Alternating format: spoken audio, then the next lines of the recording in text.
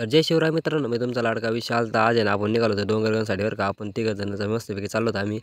आणि आहे ना आम्ही चालल्यानंतर आहे ना इथं आहे ना थांबलो बरं का पडक्या माला जाऊ म्हणलं आता इथं जाऊन यावं. पण नंतर म्हणलं येता येता जाऊ बरं का.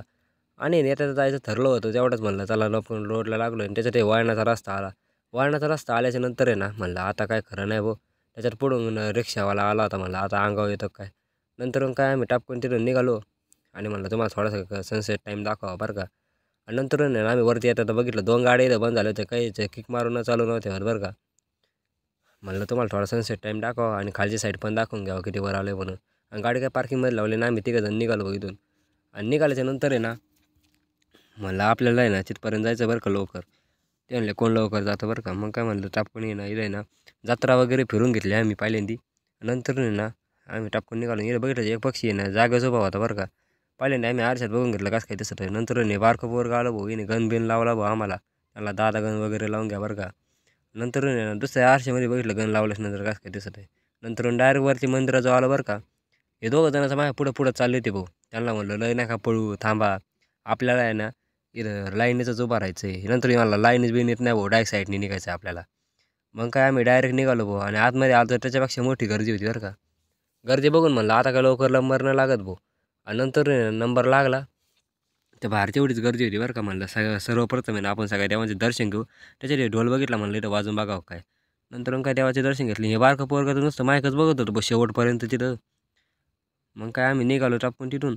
म्हणलं आता थोडीशी लाईन राहिली लागन म्हणलं नंबर लवकर. हे बाबा काय म्हणत होते काय नको आपल्याला. आणि काय आम्ही पाया वगैरे पडलो तिथं. दर्शन घेऊन ना म्हणलं थोडा तुम्हाला व्ह्यू पण दाखवा बरं का. आणि नंतर ना भक्तजन इतके मस्त बसलेलो होते इथं. आणि त्याच्यात आहे ना भाऊ आम्ही पायऱ्यावर सीडीवर चढायचं म्हणलं बरं का. तुम्हाला म्हणलं थोडा व्ह्यू वगैरे दाखव इकडचा बाहेरचा. आणि मला आम्हाला फोटो काढू दे.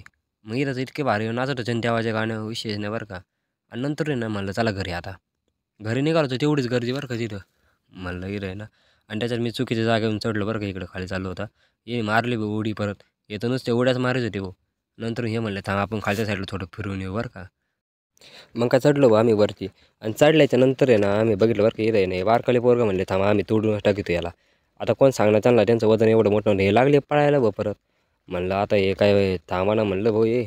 आणि नंतर म्हणलं चला जत्रा बित्रा फिरून घेऊ. यांना काय घ्यायचं नाही का भाऊ यांना म्हणलं. म्हणले थांबा मग आता काहीतरी घेतल्याशिवाय जायचंच नाही. या म्हणला थांबा आता माझ्या गाडीला किचन घेतो मी. याला म्हणलं घे मग काय आता. मग काय म्हणलं याला दाखव कसं काय किचन. याला म्हणलं चांगलं घेऊन टाक चांगलं दिसतंय भाऊ. मग काय घेतलं बितलं. आणि आम्ही काय चिरून निघालो गेटमधून टपकोनी काही एलटी मारली. म्हणलं थांब आपल्या गुल्फे वगैरे खायच्या म्हणल्या उपासा तापासा गार फिर खाऊ. याला म्हणलं थांबायला सरी झालेली म्हणला काय नाही होत रे. आणि तेवढ्यात आमची